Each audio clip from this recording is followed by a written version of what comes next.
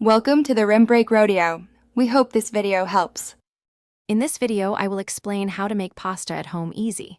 First, gather your simple ingredients: 2 1/4 cups of all-purpose flour, 3 large eggs, and a small pinch of salt.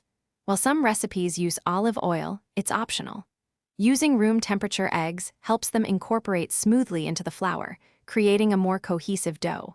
Quality ingredients make a big difference in the final taste and texture of your homemade pasta. Next, create a well in the center of your flour and add the eggs. Gradually mix the eggs into the flour, bringing it together to form a shaggy dough. Then, turn the dough out onto a lightly floured surface and knead it for 8 to 10 minutes. This develops the gluten, giving your pasta a springy, al dente bite. Once smooth, wrap the dough tightly and let it rest for at least 30 minutes at room temperature. This resting period is crucial for a pliable dough. Now it's time to roll out your dough. Divide the rested dough into smaller, manageable portions. Using a pasta machine is easiest, starting on the widest setting and gradually thinning it out. If you don't have a machine, a rolling pin works too. Just aim for a paper-thin sheet. Once rolled, you can cut the pasta into various shapes like fettuccine, tagliatelle, or even lasagna sheets. Dust with a little flour to prevent sticking as you work.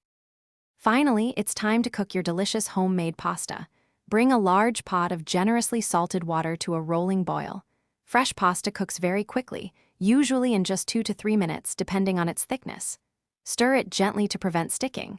Once al dente, drain it quickly and toss it immediately with your favorite sauce. This ensures the sauce adheres perfectly to the fresh noodles. Enjoy the incredible taste of your homemade creation. And hey, while you're enjoying your meal, why not make sure your car smells great too?